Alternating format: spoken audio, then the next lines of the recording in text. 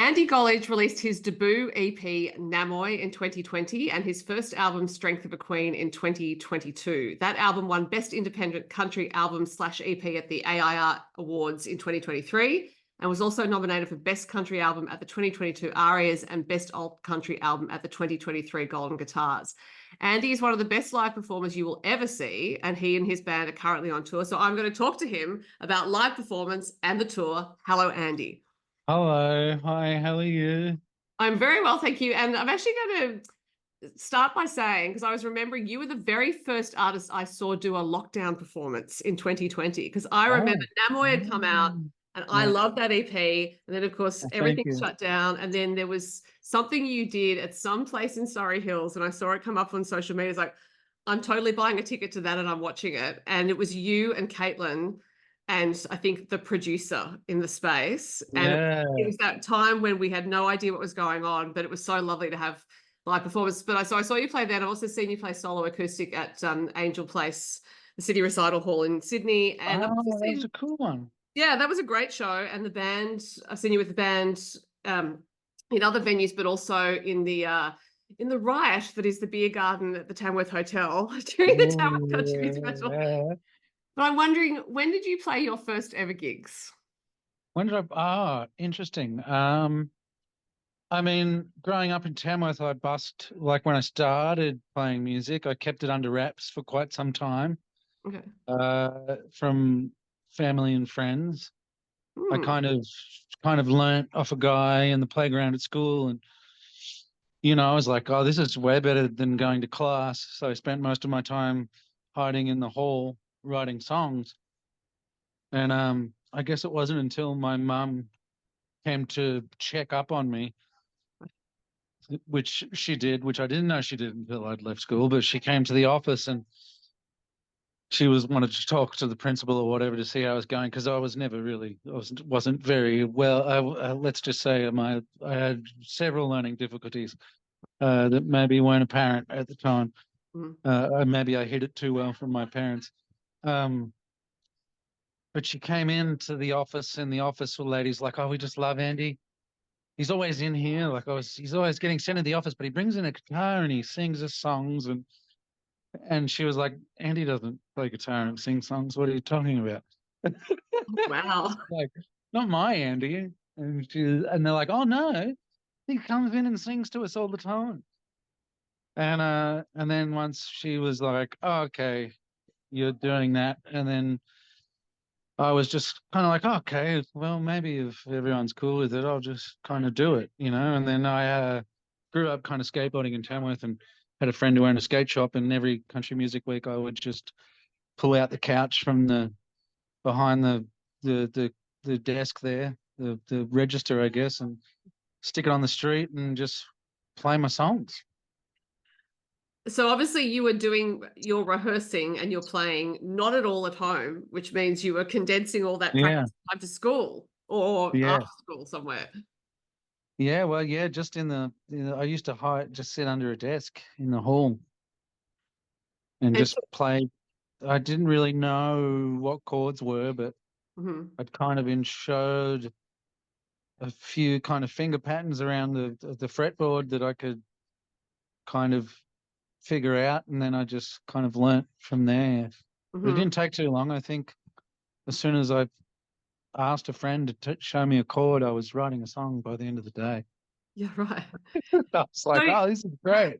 Yeah, it's almost like, this is great. Now I have the tool to do what I was always meant to do.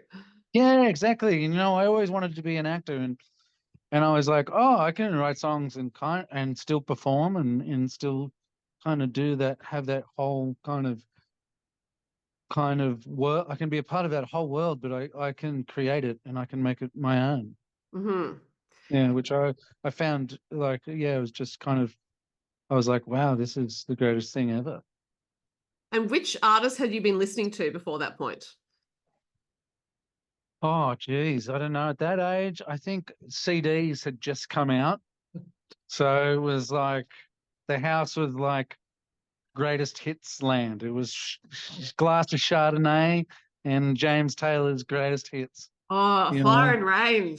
Yeah, James Taylor, Van Morrison, And I think Mum had obviously had Alanis Morissette on CD. That was the big Mum album of the time. Um, which is a fantastic album, like not to be taken away from it. But yeah, so I was kind of listening to whatever was kind of popular at the time at school until up until that point. I think at that time I was kind of when I learned to play guitar, I was listening to a lot of Ben Folds. Right.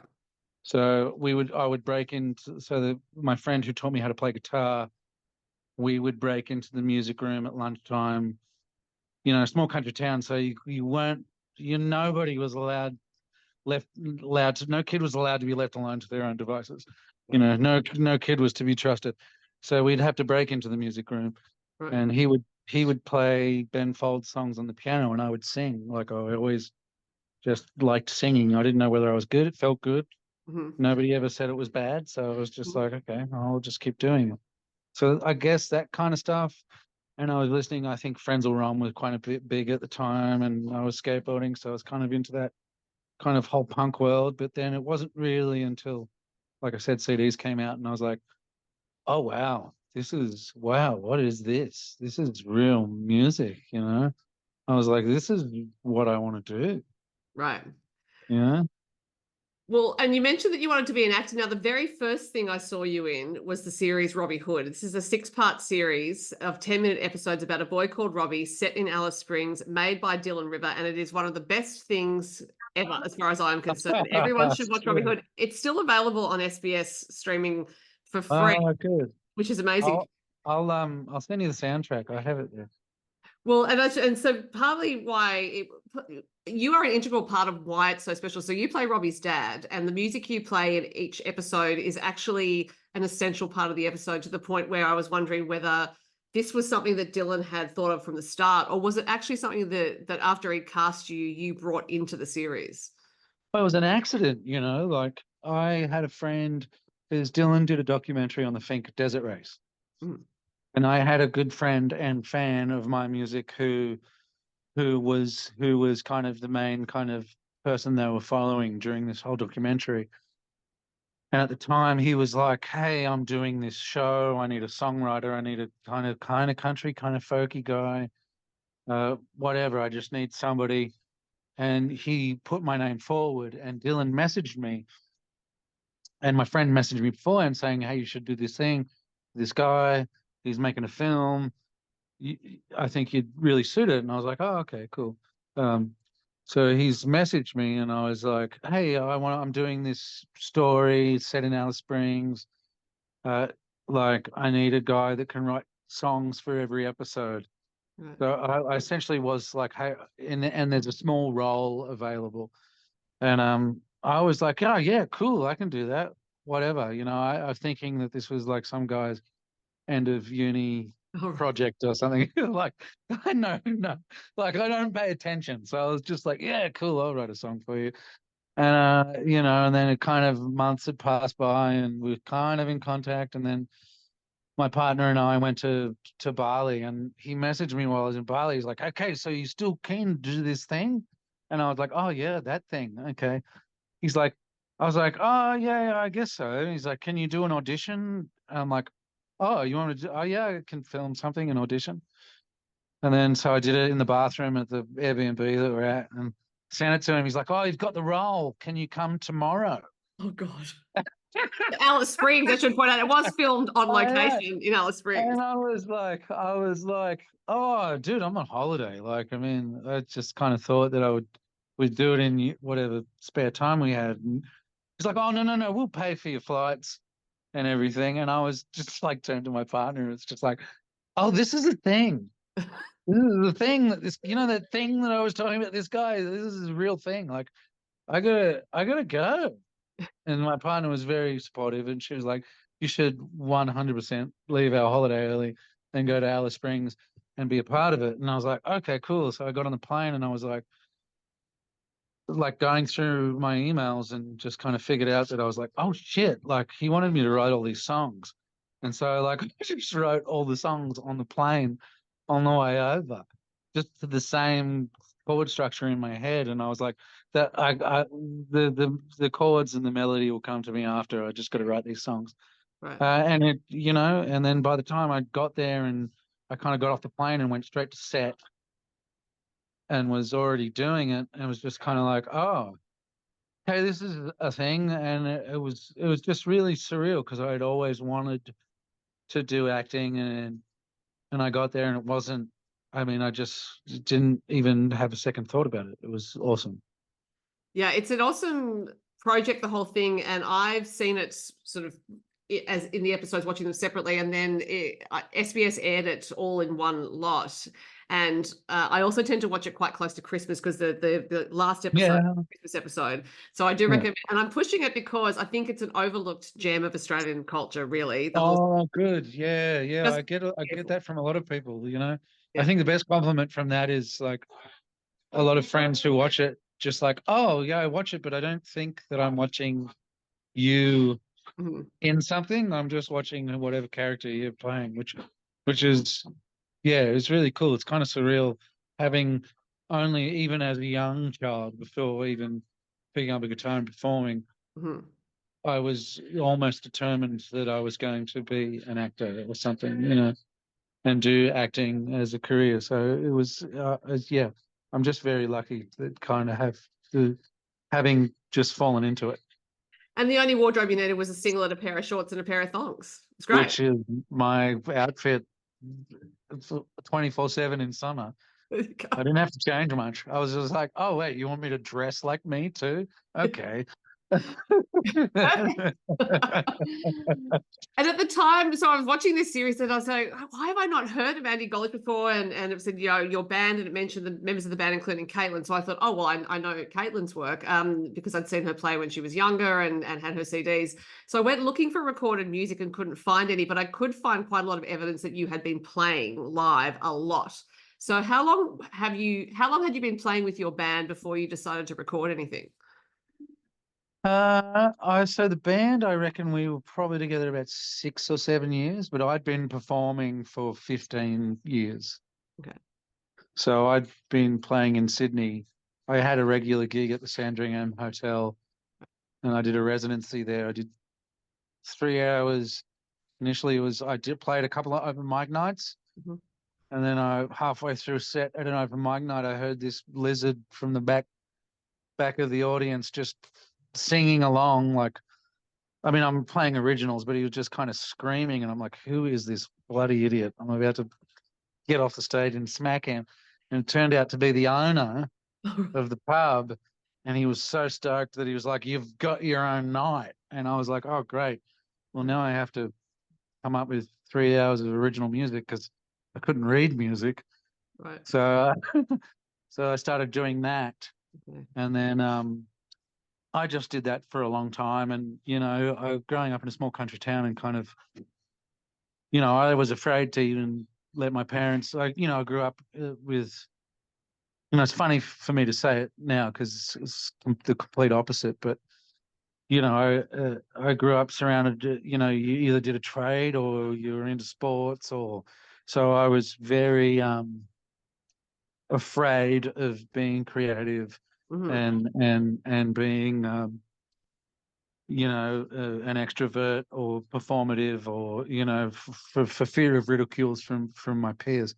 So it was it was a tough thing for me to, it took 15 years for me to, you know, deal with, not only dealing with that, but also like growing up in a Catholic school where it'll send you fucking mental in a heartbeat. And then, so I was kind of dealt with putting self-worth on what I did for about 15 years. And when I finally kind of pulled my thumb out of my ass and started seeing a psychologist and Mhm. taking all those kind of steps, I was able to kind of go, oh no, this is worth something. This is, I'm kind of worth it. And that's when it kind of, and the push in the right directions from certain friends to work with certain people, and people who tried to help me without helping me. I think I was very I was very my defenses were very much up whenever somebody tried to help me. But Leroy, my guitarist, was very very intuitive in that way, that he could tell that if he tried to help me, I wouldn't take it. But he kind of pushed me in the right direction, and ended up, living with my producer and recording music, and it just happened when it happened. I could look back and go, oh, I wish I'd have done it sooner and done all this other stuff. But I have my mental capacity just to handle a regular day is pretty nil. So so it happened when it happened. But I was ready. I'd been performing my whole life. Even before I picked up a guitar, I was always performing. Right. Well, and the reason why I always like to know about the background is because when I see live performers and they're as impressive as you are, it's like it does not come from nowhere. I think part of it does come from the ether, in that it's you connecting to something in order to channel that performance. But I've seen you do it in all forms of performance, whether acoustic, solo, with Caitlin, solo, acoustic rather, and with the band. So it's always interesting to find out what the background is like, because quite clearly you have all this experience with different sorts of crowds, someone singing from the back of the pub who turns out to be the owner, but all those things that can be distracting as a performer, that can make you think, oh, is this the right thing for me, or am I doing a good job? And to hold your nerve through all of that and come out the other side is, I think, it's a huge achievement. Oh, thank you. And that's funny that you talk about that now, because it's very much, it's something that never goes away, and at the moment I'm kind of struggling with a lot of that kind of stuff, and it comes and goes. But if it's what you want to do, you'll just do it. You just wade through the shit, Well, So and music in Australia, I think especially music in Australia, is undervalued at the moment. It's super hard to kind of keep your head up and stay positive, but you just got to do it, and that's what makes it. Either makes or breaks you, and it either makes you better, or you become a grumpy old fucking bastard, and nobody wants to hang out with a grumpy old bastard. Well, it depends. If you put it in your songs, then maybe, like, have a song about being a grumpy old bastard. Yeah. Oh, yeah. I think about it every day. That's my problem. Going back to what you were saying about when you're growing up and you either did a trade or a sport, is that idea that the arts are not a legitimate pursuit for anyone, or especially an Australian bloke.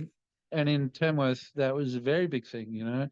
It's not something that was discussed. I was definitely afraid of it. I was definitely afraid to step out of my shell. And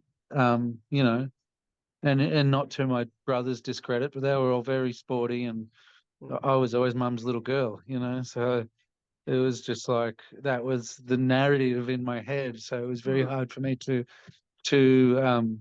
break out of that narrative. But I'm glad I did. Well, and I am as well, and I'm sure your audience is completely. But it's also that matter of not having the template. It's just that because being someone who is writing songs, who is performing, these are actually separate jobs when you're a musician that come together to make a complete artist. But some people are songwriting only, or they're performing gigs only, and they're not creating original music. And so when you don't have a template to follow, there's a lot of energy that you're expending just doing those different parts of your work. And so I think it's kind of tiring. It's exhausting trying to find the path as well as all the other things. Absolutely. I mean, the only class I passed in, turns out that if you pay your school fees, you'll last the whole way through school. Doesn't matter how well you do at school, I can assure you. But the only class I passed was drama, Well, that was the only one you needed, I would suggest. That's the only one I wanted to do. It's the only one I turned up for, The rest of the time I was writing songs under a desk, So now, I mentioned Caitlin Harnett, and she is your great collaborator on stage, and because you can see that symbiotic relationship between the two of you on stage. So I'm wondering when you two started making music together. So I mean, Caitlin was in a kind of turbulent relationship. Well, not turbulent in the manner of it being a bad relationship. I just don't think it was obviously not good for her. But we just kind of, I guess Instagram was kind of popping off, and I'd just been to Cuba. Oh. I hitchhiked across the country in about 14 days. I got a lift back to Havana with a drug lord. It was super turbo. Like So that is a proper wild, wild time. Just as soon as you get hitchhiked across Cuba. that's another hour story. Like it was proper turbo. But I got back and I had some rum and cigars and I was just kind of like put a post up. Does anyone want to fucking drink some rum and smoke cigars just back from Cuba? And Caitlin, I didn't know Caitlin at the time, but we just kind of started following each other and she was just like, yeah, I'll fucking come over. And then she came to my house and she's like stayed there for about 3 days or 2 days, 48 hours or something, 2 nights or something. We just hang out and listen to music and we've just been best friends ever since. And then she was like playing the music and then I was like, okay, this is, I connected with what she was doing because I thought it was kind of cool. We were kind of doing the same thing, this was, I guess, what, 2000 and, geez, so long ago now, 2015 or something, 2014, even earlier. And I was kind of like, oh, she's doing that kind of same thing that I'm doing, and it just kind of happened naturally. And then she was just like, oh, maybe I should join the band. And I was like, well, can you play anything? She's like anything other than guitar, because I mean, I'm doing that, and there's two other people doing that. And she's like, oh, I can play the banjo, and I'm like, you're in. Right. And then like her first gig was a photo shoot. None of the band knew that she was even in the band. Okay. I'd organized a photo shoot and got to the photo shoot and I was like, yeah, Caitlin's in the band now. And then everyone was like, yeah, cool, sweet. All right. Did she have to bring her banjo to the photo shoot? No, it's funny. Leroy was playing banjo at the time. Oh, God. Yeah, and I was like, Leroy, you're on an electric guitar, which he was obviously stoked about. Right. He was like, great, now I am who I am, a guitarist. So he was like stoked. Because from what I hear, banjo is not that much fun. No, it's tough on stage. You can never hear it. It's never stays in tune. It's an ordering so, instrument. I mean, for the first 3 years of the band, Caitlin was borrowing Leroy's banjo. Oh, you're right. Yeah. And so as I said, I've seen the band play quite a bit, and it's always it sounds incredibly tight. And I'm wondering whether that comes from just playing together a lot, or whether you are a band that rehearses a lot. No, I fucking hate rehearsing. I'm a performer. I feed off people's energy. There's nobody there to watch me and like validate my being. I'm just kind of like, not that I need any validation anymore, but it's just kind of like, yeah, we're getting better at it now as we get older because we're not crazy kids out every night of the week. We're not nursing a week-long hangover. Well, some of us aren't. Not me. But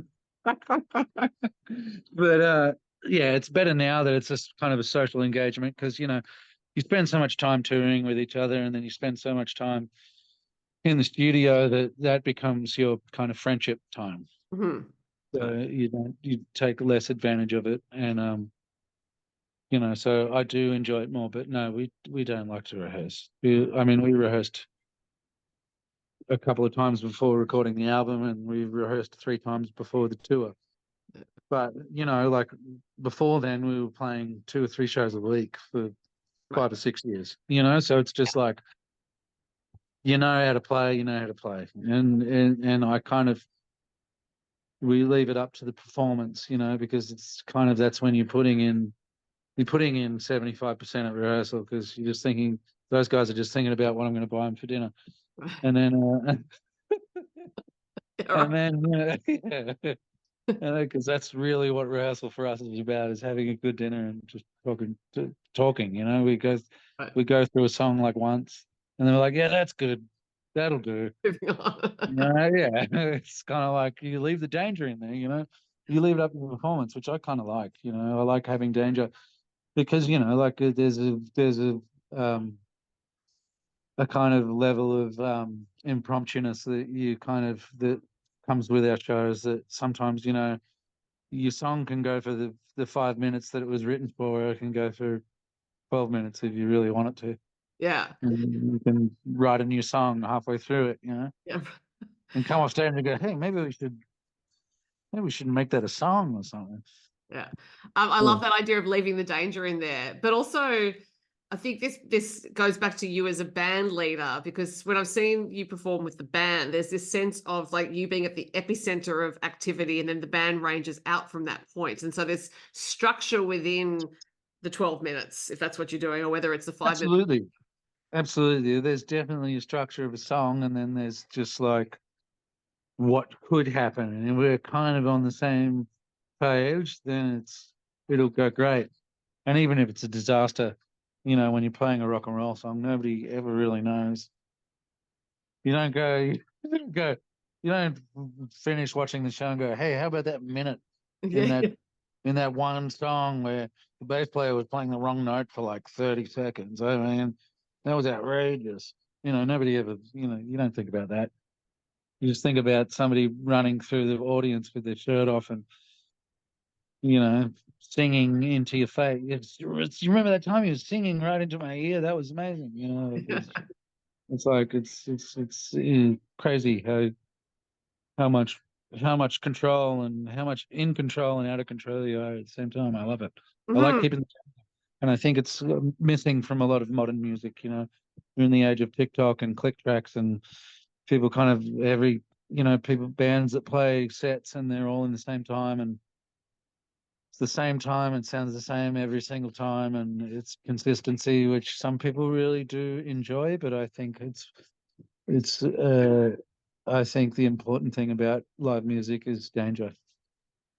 I completely agree with you. And I've also been pondering in this post-pandemic era of live performance, when we know that perhaps the habit of going to gigs has been lost, hopefully temporarily by some people, that there is this impetus or impulse from people who want to document everything on social media and just say, oh, I Yeah, was there and I saw it. But of course, what that's missing is the absolute thrill of being in the moment and being in the danger of a live performance, and going home not with the documentation on your social media feed, but actually just the feeling of how it leaves you, right? Like you just the high that absolutely, comes from being absolutely. at a gig, and it's completely a high.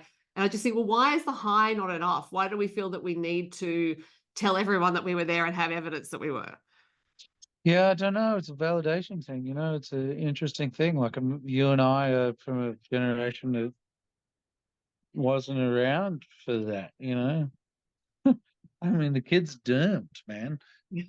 They're fucked. Like it's insane. Um, uh, but yeah, I don't know. Yeah, I don't know. I mean, I'm a musician. I have to use social media. Like I literally deleted Instagram this morning because I just felt like I'm just walking around with mashed potato in my brain. Yeah. Like it's a scary world, and I just think that like I said, I think a lot of modern music is missing danger. You want to watch a band that makes you just like the hair stand on the back of your head, Mm. or just make you feel like you're about to explode with whatever emotions coming out of you, and you don't want to. I don't want to know where it's going to go. I want it to fall off the rails, but I also want them to do really well at the Mm. same time. Like I Yeah. think that's what really good live music should be. Is you Mm. watch it and you're like, wow, this could really fucking go bad, or this could really go good. But either way, it's going to be great. You Yeah. know. Yeah, and back to the data, and social media. I like using it to document and add one like short element of live performance, so I can say, go and see this band live. But what it can't document is how many times I've come away from a gig and thought, oh, I am going to be in a good mood for the next week. Yeah, Gig. totally, totally. I know. Yeah, that's the thing.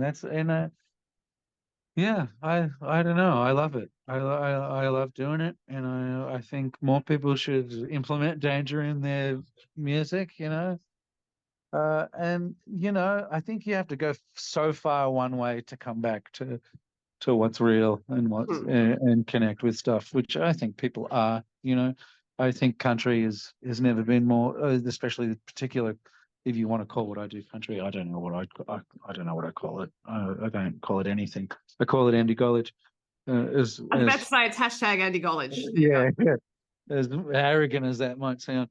But that's always what I wanted to do is be, you want to be an individual, you want that danger, and it's gonna go, I think it's gonna go so far one way to come back to originality, but I think a lot more people are starving for it, Oh, which is good, and that's what I love about live performance, and that's why I've always, it's where I thrive. It's the time in between that I suffer, like twiddling my. I'm not good at shoegazing. Never been good at shoegazing.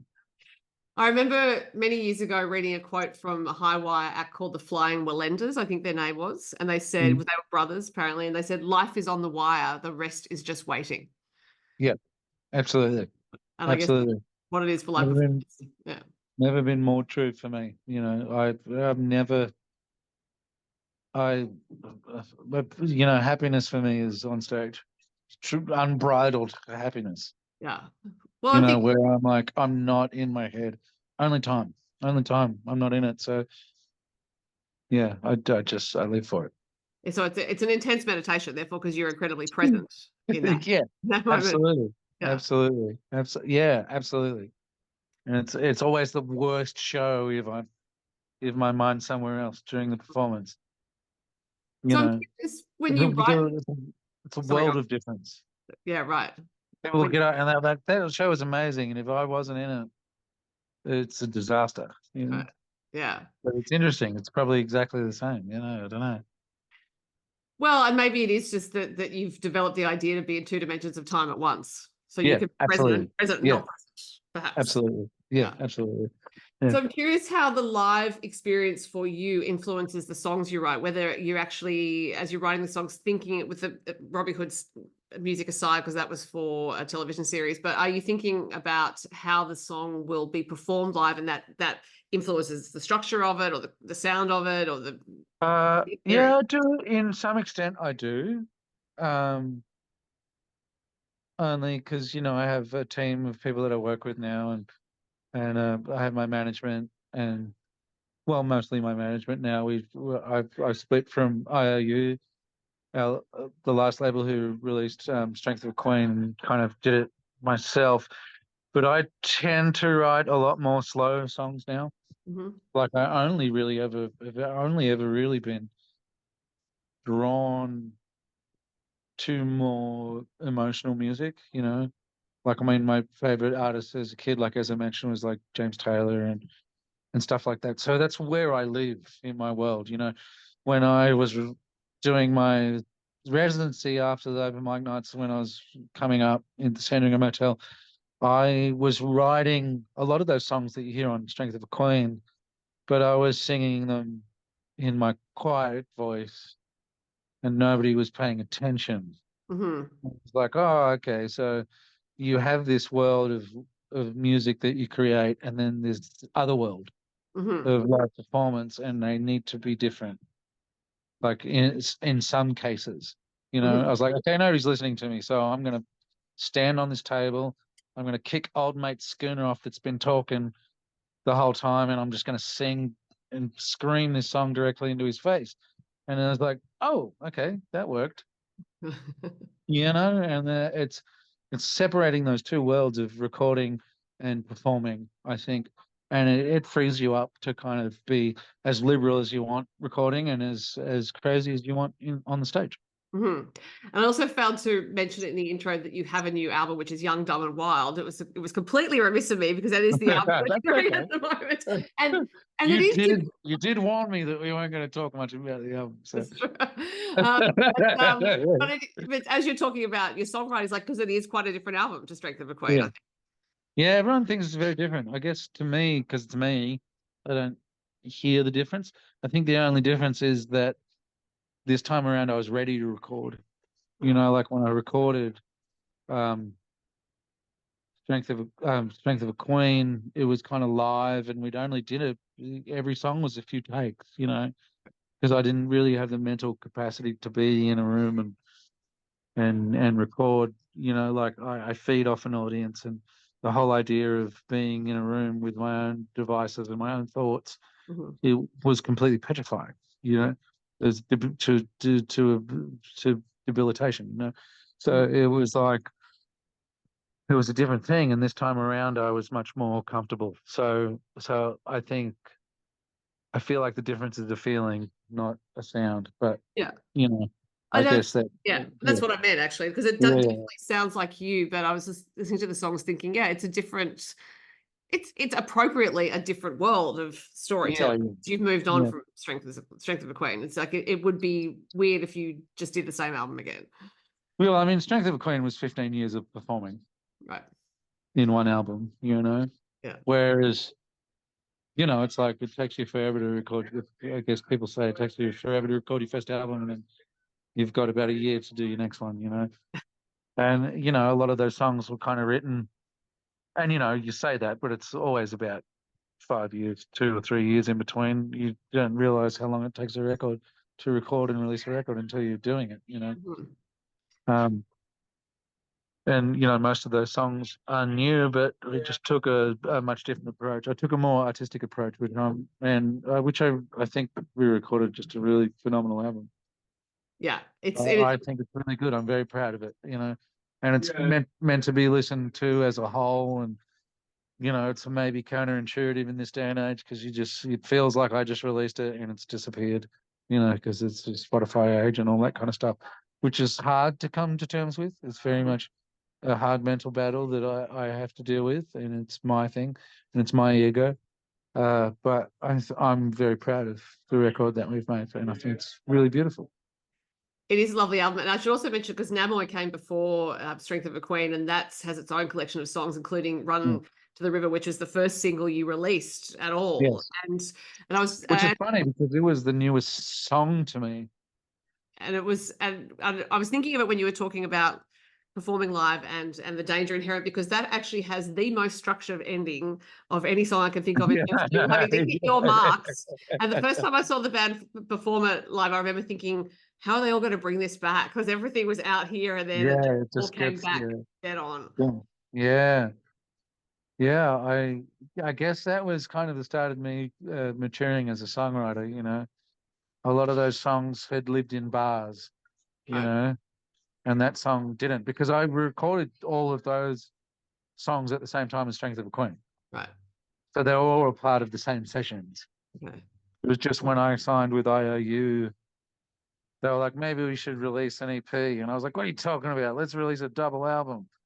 I'm the best, And then it's just like, no, maybe I should do what the business people know is better. I don't know. Whether, I don't know. Album would have worked, I feel. Yeah, maybe. I don't know. I mean, I never would have released any music if it wasn't for Johan and IOU coming along. Like, I kind of had done a possible and used all the money to record 30 or something songs and had no plan, no life structure, nothing. And I just sent it to him on Instagram saying, hey, you're the only person I know that works in the music industry. I would love your advice. Right. And then, after a couple of months of talking, he's like, oh, fuck it. Let's just release this record together, which I'm so grateful for, because I just wouldn't have done it on my own at all. I just wouldn't have happened. So I find that wild. You had 30 songs recorded just there, ready for the world. Even more, yeah. I still got another 30 there that I could probably use, but it's also like when you're working with people, everybody wants something new. What's the new stuff you're doing? It's just like, oh, but what about all these ones? I think it's new to your audience. Like if exactly. I know. Because Andy, you're telling me this, I'm like, please, I want to hear those 30 songs. Please release them. I know, right? But I will talk in more detail about this tour you were on, because it takes in Adelaide, Melbourne, Anglesey, Newcastle, Wollongong, aka the Gong, and Sydney. In Adelaide, you are co-headlining with Caitlin and her band, the Pony Boys, and I'm guessing that means she does not get to have a lie down before your set. No, she doesn't. She does complain about that sometimes. Look, this is what I have to deal with Caitlin's partner. What I'm dealing with right now. Lucky I'm a consummate performer, and exactly. I can you managed to work in your sidekick to the interview. Uh, And in Melbourne, you have the Pleasures, aka Lachlan Bryan and Catherine Britt, as your support act. Now, how did you come to choose them? Lachlan just messaged me. See, I try to kind of use, I kind of try to steer away from uh, booking bands in the kind of country vein. Mm-hmm. I kind of like that kind of,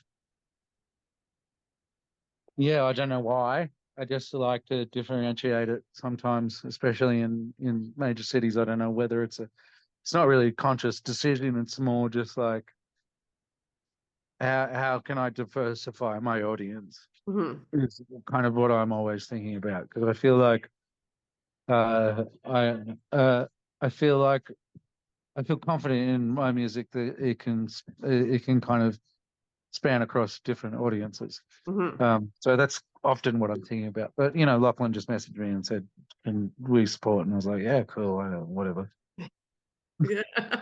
Well, I Well, yeah, I really like Lachlan, and I watched Lachlan messaged me, and then a few other people messaged me about it, and I was like, okay, yeah, that's fine. Yeah, I'm into it. Like, I'm very much here. Like, I'm trying to think of somebody to support, and if they just message me at the right time, I'm like, you've got it. yeah, there you go. Well, that's a tip for all players there. For anyone who wants to support me, just message me. You message me at the right time, and and it's like anything, like the Munro who's supporting us are a great band, and they really have really great music. But they just kept messaging me, and I Right. was like, okay, it's like anything you do, and you send emails or something to try to get ahead in your career. Just keep sending them, because Yeah. eventually somebody's going to listen to it. And if you don't ask, you don't get. Exactly. Yeah. So I'm very much of that vein. I do try to I will often give somebody who continuously messages me a chance. And is that how you came to have Ben Leese on the bill for Newcastle, or is that because That's you met him through right. the Tamworth Hotel?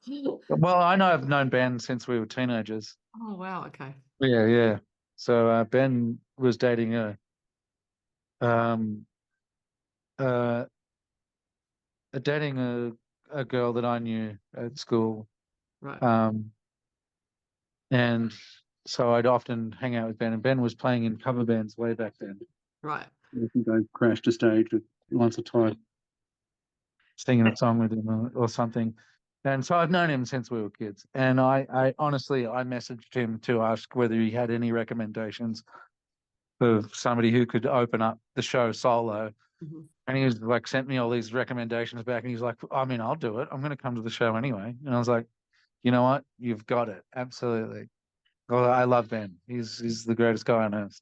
And he is a fantastic performer and a wonderful singer. Oh, And I'm very fond incredible. of saying that singing is underrated. We focus on the songwriter part of singer-songwriter, but really Yeah. singing is such a powerful primal thing that humans respond to. Like you're a wonderful singer. Ben Oh, has thank a you. really particular sound.